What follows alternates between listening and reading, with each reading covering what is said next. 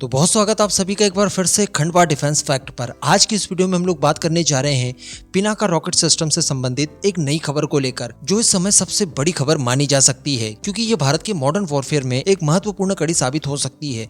तो चलिए आगे डिस्कस करते हैं क्या खबर निकल कर आई है। आप बस अपने खुद के इस चैनल को सब्सक्राइब जरूर कर दीजिएगा और अगर अरट्टे का इस्तेमाल करते हैं तो वहां पर हमें फॉलो करना बिल्कुल मत भूलिएगा। सिंपली सर्च कीजिए खंडवा वाला या फिर लिंक आपको डिस्क्रिप्शन में मिल जाएगी। देखिए अभी तक की अगर बात की जाए तो भारत के पास पिनाका मार्क 2 मैक्सिमम रेंज वाला रॉकेट सिस्टम है जो हमें 90 किलोमीटर के आसपास की रेंज देता है। भारतीय फोर्सेज इसका बड़े स्केल पर इस्तेमाल करती है, साथ ही हम लोगों ने अर्मेनिया को भी इसे एक्सपोर्ट किया है। लेकिन हम सभी जानते हैं कि भारत की रिक्वायरमेंट इससे कई गुना ज्यादा की है। लगभग 300 किलोमीटर रेंज वाले रॉकेट सिस्टम की आवश्यकता हमें हर हाल में है, जो कि हमें ज्यादा रेंज के साथ साथ पिनाका रॉकेट सिस्टम के जो बाकी के फीचर्स हैं, जैसे 44 सेकंड में 12 रॉकेट्स लॉन्च करना, ये भी हमें प्रोवाइड करा है। अब इसी को लेकर पिनाका मार्क 3 के ऊपर काम शुरू हुआ। कुछ समय पहले इसकी कुछ तस्वीरें भी वायरल हुई थी जो हम लोगों ने डिस्कस की, जिसकी संभावित रेंज बताई जाती है 120 किलोमीटर। तो अच्छी बात है कि एक नया वेरिएंट तो इसका आया, लेकिन ये रेंज हमें उतनी नहीं दे सकता जितनी की हमें रिक्वायर्ड है। पाकिस्तान हो या फिर चाइना हो, दोनों के ही एंड पर हमें हर हाल में 300 किलोमीटर रेंज तो चाहिए ही चाहिए। अब इसी को लेकर IDRW की तरफ से एक रिपोर्ट पब्लिश की गई है जिसमें इस बात की पुष्टि की है